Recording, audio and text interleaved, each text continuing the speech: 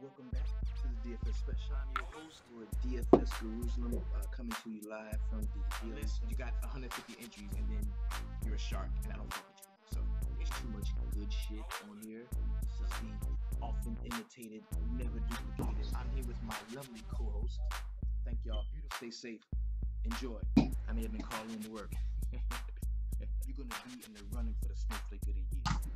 Get your shit together with your snowflake. I'm at the crib, man, and I'm just finishing. Stop. Throw them bitches in the main. I'm telling you.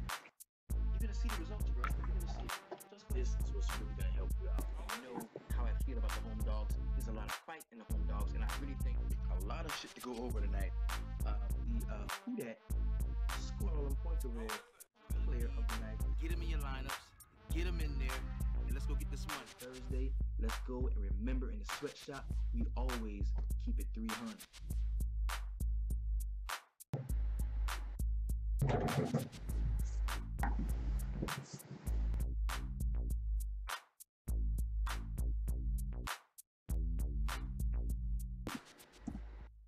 Yo, what's up? What's going on? What's happening? This is your boy, the DFS DeRozan, and you can follow me, of course, as you see here on Twitter at DFS DeRozan. Man, a lot of twists and turns today, a lot of trades, man. We're going to see it really affect this 9-game slate that we do have coming up.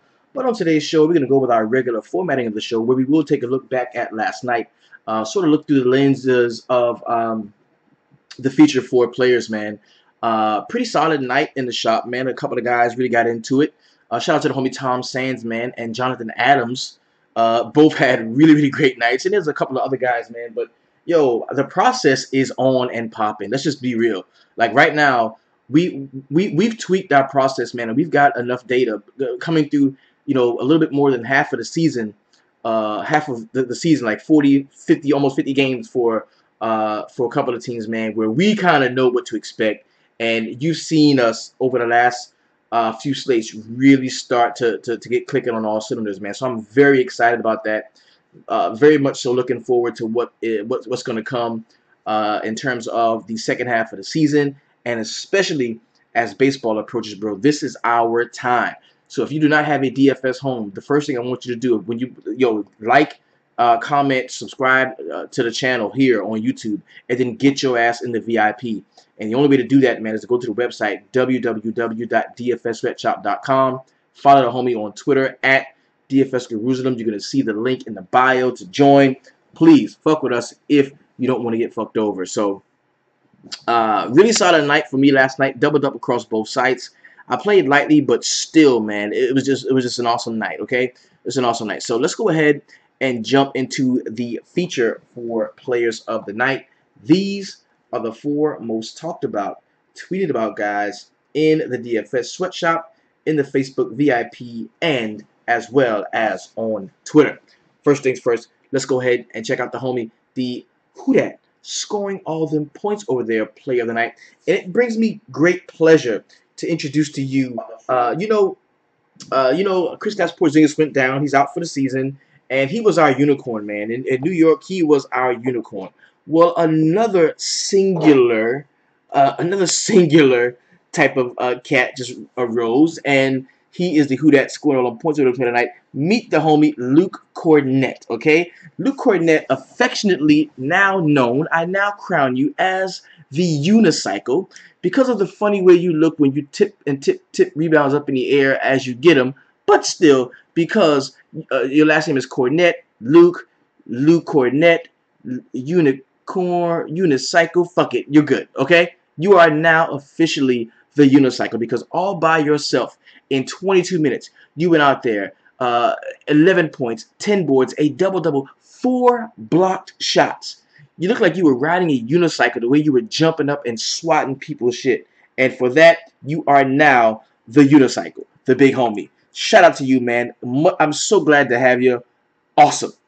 Yeah, we have a new. We got a new one, bro. We have a new one. Shout out to the homie Luke Cornett. You are the Who Dat scoring all them points over there, player of the night. Next guy I'm going to talk about is the How Did I Miss That Play tonight?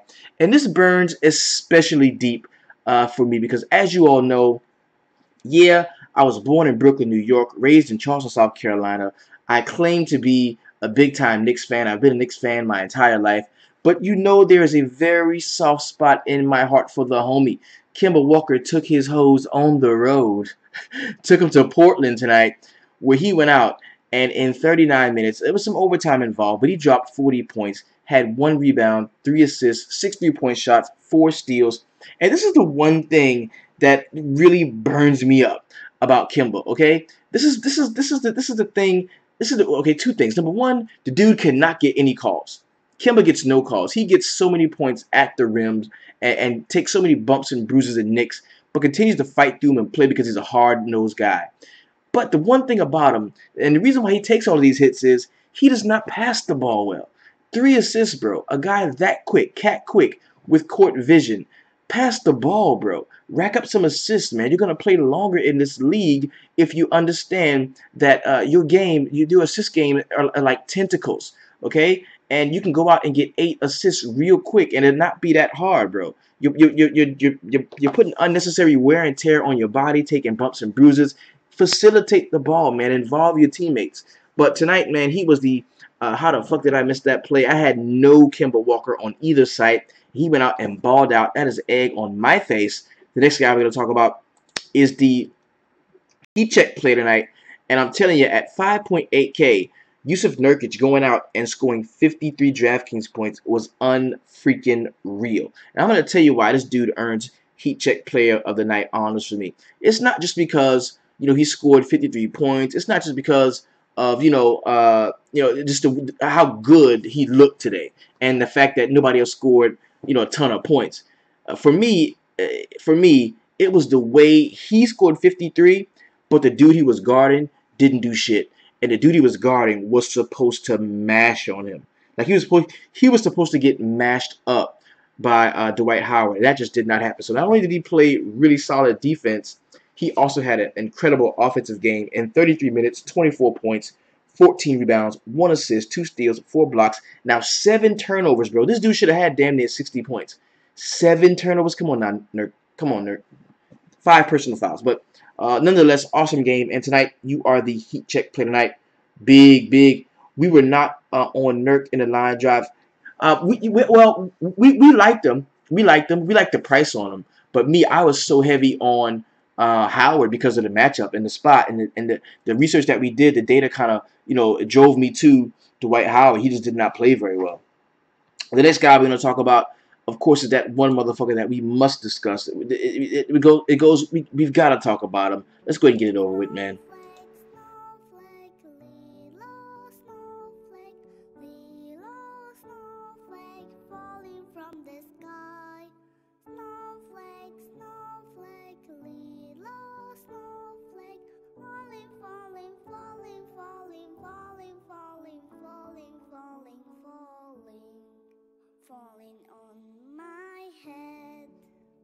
Yeah, man, DeMar DeRozan, tonight you was a motherfucking snowflake with your snowflake ass. You went out with a ski mask and 8.5K in salary, and you robbed the DFS community. I could see, okay, if, oh my God, you only played 18 minutes because the game blew out. The second team just blew everybody out. Oh my God, it was just crazy. There's no need for you to be out there, man. You blew everybody. No, motherfucker, you played 30 minutes. You played 29 minutes. You only had 8 points, 5 boards, and 5 assists. Horrible game for you, man. That was horrible. DeMar DeRozan, you are a motherfucking snowflake. And what really, really irks me about this is, one of the homies in the shop was like, yo, Mo, I see you on DeRozan. And see, we got cats with their own fucking mind, bro. That's why I'm counting $40, and the guy that's in the sweatshop with me, the homie Tom Sands, is counting $2,000. That's why I'm counting $40 across both sites for my $20 buy-in across both sites, and the homie Jonathan Adams is counting like $400. Because they got their own fucking minds. Like, we all get together and we chop shit up. And I was on DeRozan. I'm like, I like DeRozan. I don't think, because point guards against Boston is really a thing. But I don't want to play Satoransky. I'm not a big fan of Satoransky. So the homies in the shop are like, yo, nah, fuck that. You can play Beal because he is not just a point guard. He's going to be the primary ball handler. So he's probably going to rack up some assists. I'm telling you, man, look at Bradley Beal. I was like, nah, I ain't fucking with Beal. I'm going to play DeMar DeRozan. I'm going against the grain. And look what the fuck happened. DeMar DeRozan at 27.25. and Bradley Beal had 42 for 200 more. And in every lineup, bro, every lineup that I had, every lineup that I had DeRozan in, I also had 2, 3, 400 left over, so I could have played the fuck out of Bradley Beal. And that is my bad. Because not only this game going to overtime, but I was looking at Bradley Beal was probably going to give me 25 points and no peripherals. And the homies in the shop quickly cut that shit off. They did not just jump on whatever I said because we've taught each other. We've taught each other how to play and how to stick to our own plays. Like we've taught each other to have our own minds and to separate the bullshit that we don't really believe in. We don't believe in with the shit that we know to be true. And some things sometimes it's different for some of us. Sometimes it is. And today I strayed away and played DeMar DeRozan as a tournament player, trying to get a leg up on everybody. And Bradley Beal went out and went ham. So shout out to the homies that played him. Egg on my face, man. Big game for him. And DeMar DeRozan, you are a motherfucking snowflake. I'm not going to go too hard on you because you did win the game, but you fucked a lot of my lineups up. So, and just to give you a look, just to show you, like, let's see. Okay, we'll go. Just to show you, like, I mean, I had DeMar DeRozan in some pretty decent lineups. Like, a lot of my joints cashed. My best line was 339. Was he in this shit? This is my best line. Let me go back. Yeah, he was in my best lineup. Let's see. Do it by lineups. It was like 330, 339. Yeah, he's sitting there. Look at this motherfucker. He's sitting there, and I've got 400 left over in this lineup, and I've got Dwight Howard, snowflake ass, and I've got DeMar DeRozan. I didn't need them two motherfuckers, man. Give me any two other cats, and I'm killing it. Okay, and he was here too in the 332 lineup. You know, he was there. Horrible. So I didn't have to go out like that, man. But hey, you live and die with your own mistakes. If it was the other way around, I would look like a fucking genius. Just not tonight. Shout out to the homie KCP. So let's go in and take a look. We're rocking on RotoQL. Yo, big news, man. Tomorrow, or today actually, I'll be taking 3 of my 4 baby girls. I will be taking 75% of my beautiful daughters to a father-daughter dance here in Florence, South Carolina. There's going to be pictures. I'm sure I'll be posting them for everybody. Please keep us in your thoughts and your prayers as we go out and try to have a good time and make it back home safely, man. These are me and my baby girls, man. It's funny because we go to these father-daughter dances, and every year I get my hopes up that one of my daughters are gonna like look at me and like be in love with me and dance with me and want to be around me. But as soon as we walk up in the spot, bro, they find some little girls they go to school with, and they all hold hands and dance around in circles until they fall down and leave me standing with the other dads talking about basketball or baseball or football. Happens every fucking year. Happens every year. So hopefully this is gonna be one, man, where they see, hey, dear old dad loves them and wants to spend some time with them. So that should be dope. So let's go ahead, jump into the slate. We got 9 games on tap here. We're going to go over to NBA.com where we will point out the natty tallies and see if that's going to be an added extra bonus boost for us to really get into stuff. First game we got that is nationally televised is going to be the Los Angeles Clippers going to Detroit to take on the Pistons. We already know what this means, man. This is instant revenge. This is microwave revenge, okay? This is stovetop revenge here. All right, this is Jiffy Pop revenge immediately. Who do you think for 1 second that the Clippers coming to Detroit?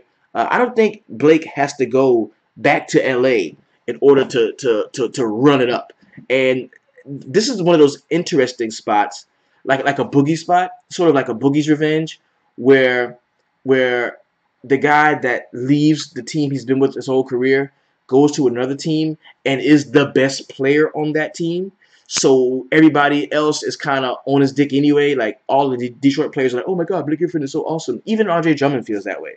So if Blake wants to get like completely selfish and just take over the fucking game, everybody on the Detroit Pistons will allow him to do that. It's not like, you know what I'm saying? It's not like when a guy goes to a team and he's not the best player on the team, and when it's a revenge game, the other players are like, nah, you really ain't all that good, so just shoot when you get a chance and give me the ball back or whatever. You know what I'm saying? This is going to be a spot where they're going to want Blake Griffin to go ham against the Clippers. They've won the first 5 games since he's been there.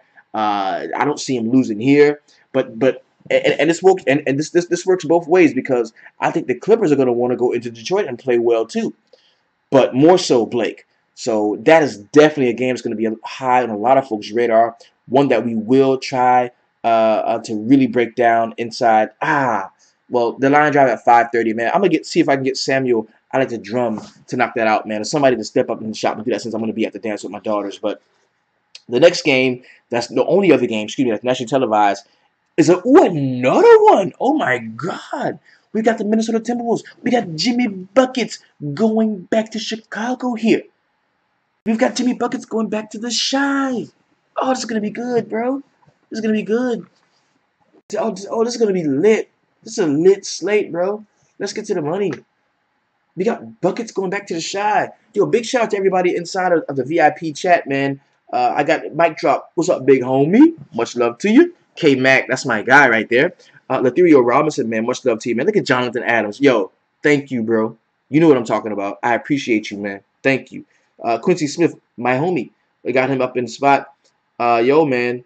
This is gonna be a good one. This is gonna be a good one. This is gonna be good. All right, so now that we kind of have a feel of the nationally televised games, we got Charlotte on a back-to-back going to Utah at 9 o'clock. We got Portland going to Sacramento. I think Portland always goes ham in Sacramento. Denver and Houston, that could be a decent one. We got the Pacers and the Celtics. This is a nice slate, bro. This is a nice fucking slate. Let's go ahead and chop it up, man. And we've started to dig a little bit deeper. Because I'm gonna tell you, I was in a slump. And I called up one of the homies, man. I chopped it up with one of the homies, actually. One of the homies, my homie Kyle, man, from Fantasy Phenom. He had a really solid day out a couple of weeks ago. And I chopped it up with him briefly, man. And it got me to thinking about how I got here. And it came from watching fucking basketball. It came from watching basketball, looking at the numbers, and just being a fan of the game. And sometimes you can get so bogged down when you've got 5,000 people on YouTube and, you know, so many people in the group depending on you to bring them your best information every day, that sometimes you can get bogged down with that, man. And it kind of took me away from just loving the game. And now, man, I took a couple of days to just relax, relate, release, and just fall back in love with basketball. Just start loving the NBA again. I'm tweeting more. I'm getting more involved. I'm just feeling it right now. I'm like legit feeling it right now. So enough of that. Let's get into it, man. First game we got is gonna be the Los Angeles Clippers going to Detroit, take on the Pistons here. We got DeAndre Jordan at 7.6. I can definitely see this being a solid spot for him. Andre Drummond at 11.2. That is a big price for DeAndre. And if I had to choose between, you know, Drummond and Blake Griffin in the spot, I would definitely go Blake Griffin for all of the reasons that I mentioned to you earlier. We've got definitely want to look at Tobias Harris going back to Detroit here at 7.1. That can be a usable play. Avery Bradley, not so much. Milos at 4.6. Don't really love that. And we're gonna take a deeper look inside of this, man. Really, we really are. Take a deeper look inside of this, because Danilo Gallinari covering Blake Griffin is barbecue chicken. He is. He says you're fading Blake. I wouldn't. I think. To me, I'm like, yo, why not get that 55 points? Why not just go and get the 55 points? You know what I'm saying? I understand everybody's going to want to do it, but just get the 55. It's Blake. Just get it. You know what I mean? Stanley Johnson at 6.1, priced up a little bit. This is FanDuel, too. He's cheap. He's 5.2, 9.2 on FanDuel. All right, DK. Okay, so 9.1 on DK. Playable. Ish Smith, 5.7. That is playable. DeAndre Jordan at 7K is playable. Gallinari at 6.5. Don't love that. Tobias Harris, 6.7. That's going to be playable here.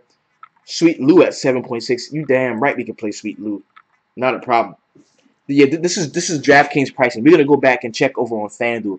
That's what this show was about, man. We try to look at the pricing from both lenses, from a FanDuel and a DraftKings perspective, because we feel like that is each site ranking the players as they see fit. And if we can get those contrasts, those stark contrasts between those two sites, it gives us a look at what they leave in between. You know what I'm saying? Like if one guy is 5K, the other on this site, and he's 6K on the other, we want to look at why. Why does FanDuel hold this guy up in so much, higher esteem than on this site than DraftKings does on that site? So that's how we look at that. Okay.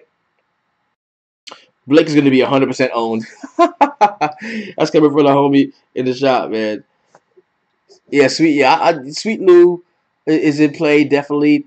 Austin Rivers, the coach's son, is going to be a game time decision here. I don't think he really likes Blake that much, man. I really don't. Um, he's questionable for Friday's game. So if he plays and he doesn't see a minutes restriction, because see if Milos is out and Rivers plays and gets to start, I think that's definitely going to be somebody that we can take a look at 5K. But we're going to revisit that throughout the day and see how that goes. So James Ennis is coming over as a game time decision. You've got Anthony Tolliver, Langston Gallup. We don't really love those cats, man. Reggie Bullock at 4.5 could be interesting. I like Stanley Johnson at 5.1 though. He's much more expensive on FanDuel. Uh, Jonathan Adams says that Lou Will just signed that extension. He is gonna wanna ball. I can dig that. Mike Drop says he ain't playing Drummond at 10.2, and I most certainly agree.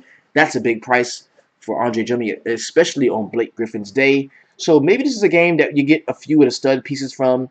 It's only it was a 216.5 point total, but it's only a -3 in favor of the Detroit Pistons being at home favorite. So you grab some of the studs, man, and keep it moving. Next game you got is going to be the New Orleans Pelicans going to Philadelphia to take on the 76ers. I'm very interested to see what Joel Embiid has done against the New Orleans Pelicans in games past. 23 and 38. I didn't think he played very well against them last year, but those were in those limited minutes, 25 and 27-minute games. So, you look at him here, he's 9.8, under 10K. I think anytime you get that type of price point on him, he is going to be in play. I may want to run over real quick and check out, go to RotoWire, man, and see what centers, see where the New Orleans Pelicans sit against centers. See, yeah, man, they're okay. Yeah, for the last 5 games, the Pels is giving up 48 points in that center spot and a nice double-double with 19 and 16. That is definitely going to put Joel Embiid in play for me here. No problem. Yeah, that's good. Yeah, that's gonna put it in play for me. Ben Simmons at 8.5. I think that's another usable play there. Drew Holiday 7.8. I think we can use that. Not a big fan of Etwan Moore, but Anthony Davis at 11.1. Yeah, I kind of like Davis, but I got this feeling that this could be a Davis injury day. I'm just throwing it out there. But Mirotic, of course, is going to be in play at 6.8. Rajon Rondo at 5K. Don't really love that. Hopefully, DeAndre Liggins doesn't start, and then we could actually see him play. Now, see, the thing about Philadelphia is, well, excuse me, the thing about the Pelicans is very fast-paced, very high-tempo game. They give it up to most positions, okay? They really do. So, but it all depends on, because Ben Simmons is going to do his thing, get in the lane, try to score and shoot high percentage shots, and then kick the ball out to your J.J. Redicks and your Robert Covingtons, even some of your Dario Saric's too. If those guys are knocking down shots, this game could really exceed that 221.5 point total.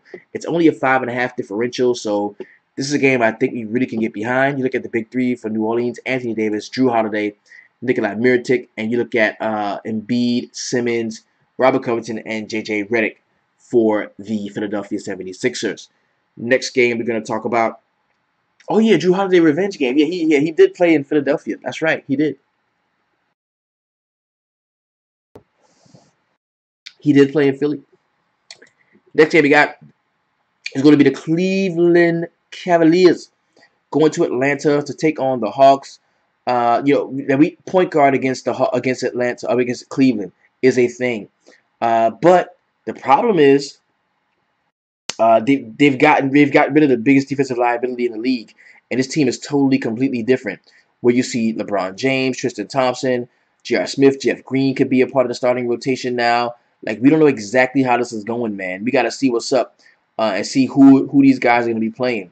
Because if that's the case, then I don't think that they're going to be the offensive pushover against the point guard position that they've been the entire season, or against the small forward. Well, I take that back. I take that back because no, you can't really tell. You can't really tell. The team is so completely freaking different that you can't even tell, bro. I mean, look at all these cats, man. George Hill, Clarkson, Rodney Hood, Larry Nance Jr. Like, these 4 dudes could start. Like, those 4 dudes could start, and you could see all these other motherfuckers sit down. I mean, it's probably going to be LeBron James, Tristan Thompson, and 3 of these motherfuckers. Any 3 of these cats. Jordan Clarkson, George Hill, Larry Nance. You know what I'm saying? Like we got to see exactly how this rotation is gonna look. And LeBron at 12.1 on DK is not a place that I think I want to go. It's not. So since we went through a couple of games, let's go back and check on FanDuel. Look at some of the pricing differences. Where you got DeAndre Jordan is 600 more on FanDuel than he is on DraftKings. Got Anari's priced up. Tobias Harris is 400 more than he is on the other side. Avery Bradley is 100 cheaper. Teodosic is a little bit cheaper at 4.6. Lou Williams is 6.8. Lou Williams is stupid cheap on FanDuel at 6.8. Blake Griffin 9.2. Drummond is 11.2. That's a big price bump from the 10.2 years on DraftKings. Stanley Johnson, big price bump for him at 6.1. Then we got the New Orleans Pelicans going to Philadelphia on FanDuel, where AD is 11.7. We got Drew Holiday at 7.6. What was Holiday's price on DraftKings? Take a look. 6.8. Excuse me, 7.8. Okay, that's not a huge difference. That's not, you're not getting a break on him. You're not. Mirotic is 200 more on FanDuel. Eton more, blah, blah, blah. Rondo is 200 cheaper, but he's not a great play. NB is a little bit more expensive, 600 more expensive. And then Ben Simmons is only, I think, only like 300, 200 more than he is on DraftKings, so that's going to be usable. Sark is 7.1. That's usable for that price point, I think. Okay. Then going to Atlanta, where Dennis Schroeder is 7.7, Bay 6.4, Torian Prince, man, the small forward in the best position on the board, on the slate actually, in terms of what this team had been giving up to small forwards, and you could see him. I mean, he's still priced down to 4.5, coming off of a really good game last night. He may keep it rolling. Ersan Ilyasova at 4.8 looks to be usable too on FanDuel. Yeah, I can use that. I can use that. What's his price? Torian Prince is 4.9, so he's cheaper on FanDuel than he is on DraftKings. I like him. I like him. I can play that. And even Dennis Schroeder at 7K, I think he's playable as well. Kent Bazemore at 6K. I like a lot of these Atlanta guys, man. And that sucks because we don't know exactly what's going on. You know what I'm saying? Do I want to play 12K for LeBron James the first game back after they jumbled this whole shit up? Probably not. Next game we got is going to be the Indiana Pacers going to Boston to take on the Celtics. We know Miles Turner at 5.8 is an unmitigated value against the Boston Celtics, who do struggle against centers and power forwards too. Thad Young at 5.3. I don't love it. I don't love it, but I can play him. I can play him. I don't love it. We have seen Boston struggle against point guards. The problem is Corey Joseph is not a guy that loves to shoot the ball. But I still think he could be in play here. I wouldn't have a major issue. Vic Oladipo, man. Let's go take a look at Boston and what they do against shooting guards. I want to take a look at that. What Boston's been doing against shooting guards. And this is over the last 5 games. They've been pretty good, yeah. They've been pretty good against shooting guards. 37.8 for the season. Now 39.2 in the last 10 and 42.6 in the last 5. So they have gotten a little bit worse over the last few games. And I think that was because, we saw a lot of Rozier playing. The team plays different defensively when Kyrie is there and when Rozier is there. I think, that scoring punch that Kyrie packs kind of keeps the other squad at bay. So with the Boston Celtics being sort of at full strength, they don't have Marcus Smart, but still, I don't think Depot at 8K is a bad play, but I can't necessarily say that I would go there. Kyrie against Corey Joseph looks to be a solid play. I wouldn't have an issue there. Al Horford at 7.5. Yes, we can play him there, and we know that rebounding against them is a big deal too. So that's why I think Al Horford, maybe some Jason Tatum to bounce back at 5.4 could be in play. Yeah, Marcus Smart is out. Jonathan Adams says he's looking at Sabonis, and I could 5K for Sabonis. The guy's gonna get 20+ minutes. Let's see what he's done against Boston in games past, man. I think he's had a couple of pretty good games against him. Yeah, 29, 29, 26 last year. Yeah, man, you can play him. Yeah, you can definitely play Sabonis. Definitely Sabonis. Let's go look over on FanDuel and see what the pricing is. This should give us another look. Oh my God! So that put Depot in play on DraftKings. Depot is so in play to me on DraftKings because look at the price. He's 9.7 on FanDuel, but he's 8K. That's like the one of the biggest pricing differences I've seen this season.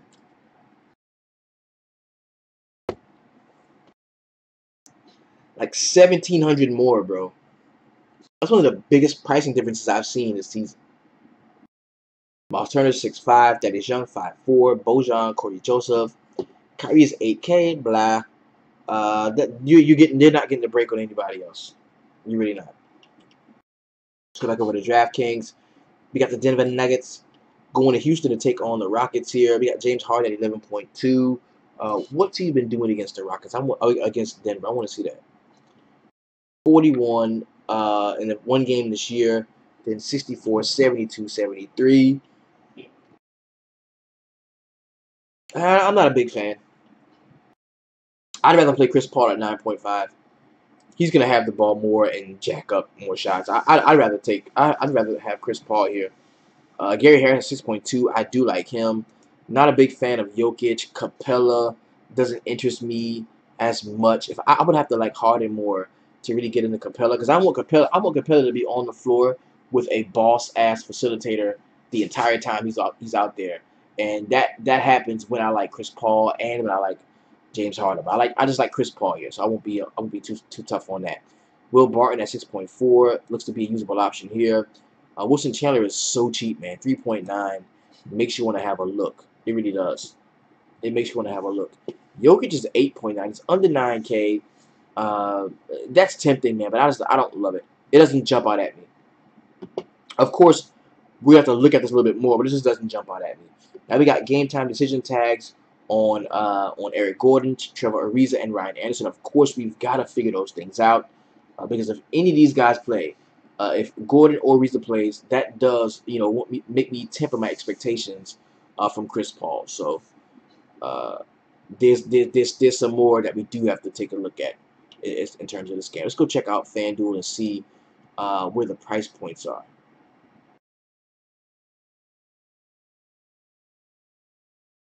11.899 for him. 8.1 for Clint Capella. That's priced up. Damn. Tucker is 3.7. Eric Gordon 5.5. On the other side, Jokic is 1,000 more. Wow. Gary Harris is 6.5. Jamal Murray 6.7. Wilson Chandler is 3.5. Wilson Chandler is min salary, bro. Wilson Chandler is minimum salary. Well, he deserves to be. Look at this shit. 5, 14, 14, 7, 16. Good lord. But what I want to know is he getting minutes. He's still getting minutes. He's still getting 20+ minutes. And against the Rockets, he's had one bad game. Well, the one game he had, it was bad, 11.5. But you giving me a starter at minimum salary, bro, the lowest I've ever seen him, I might have to take him up on it. I might. DraftKings, going to the next game, we got Milwaukee going to Miami. It's only a 1.5 point differential here with a 198.5 point total. Do not get scared away by those totals. What that means is you can just play the stud. That means you probably won't get a ton of production. From the bench guys, but the guys that average what they average are going to average what they average. Okay, so Giannis at 10.5 looks to really be in play for me here. Chris Middleton at 6.9. I can see it. I don't like to play point guards against the Miami Heat in Miami, especially. They're getting Dwayne Wade back. They're going to be pretty high. It's going to be an electric time in Miami. They've got those little pink ass flamingo Miami Vice jerseys, so they're going to be pretty jacked up. I think this puts Goran Dragic in play for us at 7.2. Whiteside at 7.1. We can always attack Milwaukee at the center spot. I would not have an issue with that at all. Justice Winslow is probably going to be on the floor forever trying to cover Giannis. So for that reason, I think he's going to be in play just because of his defensive usage. He's going to be out there the entire time Giannis is covering him. So I think he's going to be in play. Jabari Parker probably should play 20+ minutes. And if you're giving me 20+ minutes of Jabari Parker at 4.5, kind of sneaking up on motherfuckers coming off of the bench, playing against the Miami Heat second team, I think I can get behind that. I really do. I think he's somebody who we can consider here. He's going to have like a really good game at some point, like a 40-point joint. and that could definitely could be there. Okay. Um, you know what pissed me off was we were high on Jay Rich all of last week. Then motherfucker goes off the day we. No, I was on him, bro. I was on him yesterday. I was all over Jay Rich. That was my guy, and he went ham. He went ham. Well, what pissed me off was the day I was on him and it was supposed to pay off. I had so much exposure to that bullshit game, the rain game, that it killed me. You know. So Whiteside, Dragic, Winslow is a guy that we can look at. Uh, I don't want to play Bledsoe, but I think Chris Middleton could be in play. Maybe some Jabari Parker. Let's go over to FanDuel and check out the price point on them. See what's up. Giannis is 11-3. Blah. Middleton is 7-3. That's not bad. Jabari Parker is 4 fucking K. Yeah, D-Wade will hurt J Rich. I think he could hurt J Rich. He could. Yeah, Jabari Parker is 4 fucking K. Yeah, that's playable. Dragic 7.2. Yeah. Whiteside 7.6. That's going to be usable. Winslow was 400 more than he is on DraftKings. Wouldn't have an issue with that. The next game we got is going to be the Charlotte Hornets on a back-to-back, carrying a limping ass after an overtime loss to Utah, where Rudy Gobert has been on a tear recently. And why does it stop when you back the truck up and it's the Charlotte Hornets getting off of it, getting off the bus, and the second leg of a back-to-back on the West Coast? Why not? Why not play Ricky Rubio here? Why not play Ricky Rubio here at 7.1? Rudy Gobert's under 7K. It's tough to play him against Dwight Howard, but the fact they were on a back-to-back and Dwight Howard just got his ass handed to him by Yusuf Nurkic is going to make me take a look at Rudy Gobert here. Donovan Mitchell at 6.9. Shooting guards are supposed to be a thing. Shooting guards were last night supposed to be a thing against the Hornets. And, I mean, we saw him have a decent game, but it was nothing like he should have had. McCollum, Donovan Mitchell could really, really step in front of that and play well. So I'm going to take a look at him. On the other side, Kemba at 8.1. I could play him. I could play him on a back-to-back. I could. Nick Batum at 6.5. Don't love him. Don't love Dwight Howard. If you want to get jiggy with it, maybe somebody like Jeremy Lamb at 4.4 could be in play. And notice that they traded away some cats, bro. Like, they traded away some cats. I mean, they got Derrick Rose, who's probably not going to play much minutes at all. They got Jay Crowder, who could see some minutes. But Royce O'Neal is next up. Okay. I think Royce O'Neal is next up.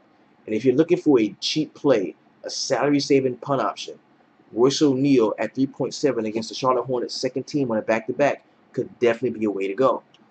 Definitely could be a way to go. Let's go check them out on FanDuel and see how it's popping.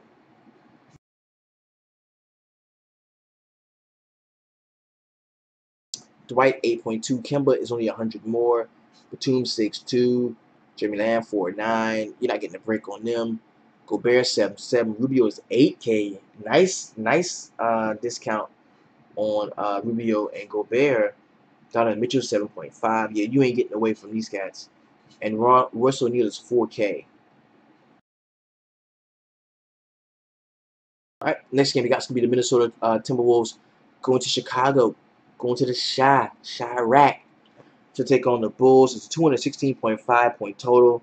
Minnesota is bringing with them a 6.5 point favoritism. So, we look at this, man. Chicago gives it up everywhere. Everybody's going to think this game blows out. But there's a couple of things going on, man. Zach LaVine at 6.1. I am very sure he wants to play well. I am positive Zach LaVine wants to play well here. Jerry and Grant at 5K could be in play if we get Markkanen back. He's going to be usable. I don't think this game blows out, bro. I do not think this game blows out. Bobby Portis at 5.7 is good to go here with the homie departing for New Orleans. I don't think this game blows out. I really don't. Jeff Teague on the other side at 5.9 is playable. Of course, Buckets at 9.6 is somebody who you're going to want to have exposure to. Towns at 9.3. The only guy I don't love here is Wiggins. Maybe some jam at 3-7 or Gorgie Jam, but you don't have to get that jiggy. You really don't. You don't have to get that jiggy. But even Denzel Valentine here at 5.3. I like a lot of this shit, man. I really do. I don't think this game blows out, man. Chicago can. I think Chicago can stay. I think Chicago can stay. Going over to FanDuel, taking a look at this one to see what the price points are and how do they jive. 200 more for Butler. Towns is 9.4. Wiggins 6.2. Teague is 6.1. Gibson 5.8. Jam 3.7. Zach LaVine, man. Ooh, he's priced up. Yo, what's Zach LaVine's price on DraftKings again? Let me see that again. If he's 6 anything, okay, he is 6'1". Okay, Zach is 6'1". Is Rubio in play at 8K? No, I'm not playing him on FanDuel. I'll play him on DraftKings. I'm not playing him on FanDuel. Not because I don't think he's a good play, but because I play somebody else.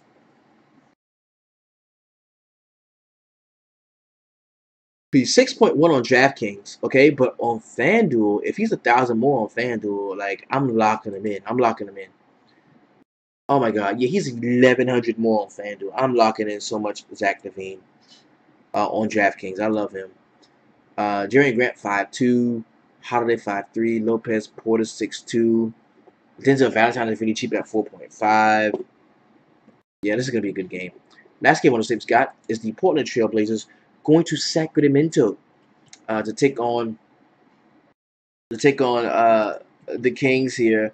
I wish this game was important because then I have like a Zebo narrative. I'd have a Zebo narrative.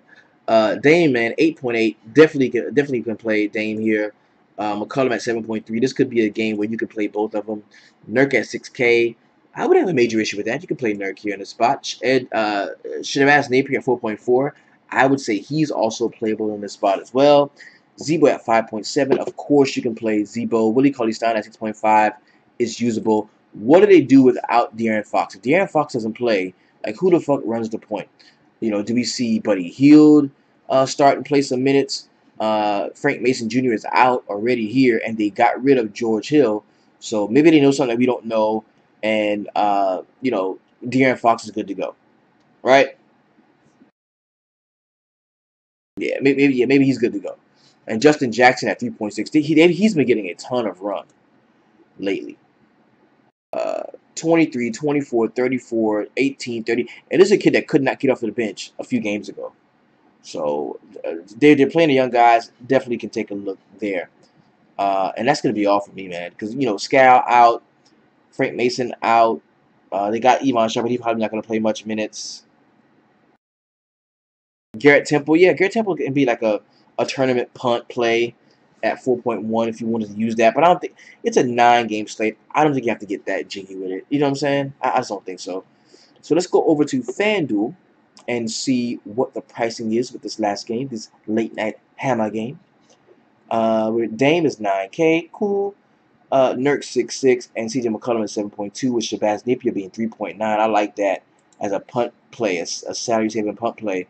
Shabazz Napier. We got Zebo at 6.5. He's priced up on FanDuel. Willie Cauley-Stein at 6.9. Definitely can use that. And De'Aaron Fox 5.4. Bogdan at 5.6 is another guy I think that we can take a look at. Buddy Hield at 5.2. So you're not really getting a break on any of these guys either. So let's go ahead and hit up the duel. We will go ahead and make our lineup. Let's go to lobby. And what we're going to do here is we're going to go ahead and create that our little NBA line and throw a little something in a dribbler. It's subject to change. It is subject to change. But, you know, more often than not, man, this is the line we're going to roll out. Where we at? NBA tournament. Okay. We're looking for the bam in the dribbler. We're gonna jump in the dribbler, okay? It's based off what we've been talking about. Who do we like? Okay, point guard. We're gonna pick a player from each position. Then we're gonna go back around and do it again, okay? Dragic was somebody who I did like. Jamal Murray, Teague. I do like Teague though. I like Teague against Chicago. I do like Teague. Yeah, I kind of like Teague. All right, shooting guard Zach LaVine jumped up off the page to us at 7.2. I like him more on DraftKings though. Lou Williams at 6.8 looks to be very usable. I can play him. Then small forward. That's a very popular game. See, I can see 11.5 for LeBron going to Atlanta. Yeah, I can take that. And then, of course, Blake Griffin at 9.2 is the guy I'm looking at. All right, so we kind of spent up already for our stud plays. Like, we've got the studs that we want. We got Blake, we got LeBron, Lou Will, and Jeff Teague. And LeBron is cheaper on FanDuel than he is on DraftKings. That's usable. So as far as centers go, your Embiids, we can't afford those guys. We really made a hard stand where we want to get to when we looked at some of those the higher dollar guys. So Miles Turner kind of stands out here. Bam at 4.5, maybe. Robert Lopez. That might be a nice little punt play right there. Yo, give me some. Yo, let me check this out. Let me see what Minnesota does against centers. If you let me find out that Minnesota does well, gives it up against centers, and we can play some Rolo. Let me find out on FanDuel. Let's take a look at this, okay? Let's take a look. What the last 5? Okay, Minnesota. Out of all the teams on the slate, okay, we got one because they're the worst. Portland. 1, 2, 3 is the Pelicans. The Heat is 4th. Atlanta. So that's Tristan Thompson. Detroit. And that's the homie. Indiana. Okay. Yeah, I'm reaching. I'm reaching with yeah, I'm reaching. That's a reach. Fuck. That's a reach. Because if I'm gonna play Lopez in a okay matchup against Minnesota, again, it's probably gonna blow out. I should just play Aaron Baines in a game where what I'm saying. So I'm reaching with that. I'm reaching. I don't want to reach too tough. Greg Monroe with Mini Sally right here. But I'm thinking. Nurk or Miles Turner. Both of those guys look pretty decent, man. Willie Cauley-Stein is in a pristine matchup. Yeah, Willie Cauley-Stein is in a pristine matchup. Now point guard, we got to find some value at the point guard spot in order to keep pace with everything else. Teague, we already got him. De'Aaron Fox, Jerry Grant is a play that I don't think a lot of people are going to be on. Corey Joseph could be a guy that we can play. Tyler Johnson at 4.2, don't love that. Shabazz, look at that little cheap play, Shabazz. A little late at hammer. Little Shabazz right there. I kind of like that one. So we need a shooting guard, a small forward, and a power forward. Let's go shooting guard. Who am I looking at here? Because Gary Harris was looking good. Wiggins, Jordan Clarkson. Justin Holiday. Buddy Hield could be solid, but I don't want to go there.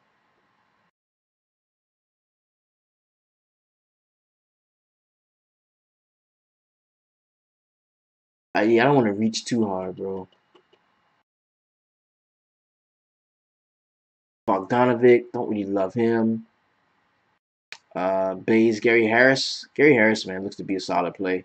We go Gary Harris. We got 45 left per player at small forward. Torian Prince, bam, we locking that in real quick. And then we got 4,500 left for 4,600 left for our power forward spot. And let us see what we have here. We got James Johnson, who could definitely be a solid play. We got about Mute at 4.4, who we don't even know if he's going to be playing. Jabari Parker at 4K. I kind of like that. I like Jabari Parker. So we got 600 left. 600 left. I kind of like this lineup though. If I can go up to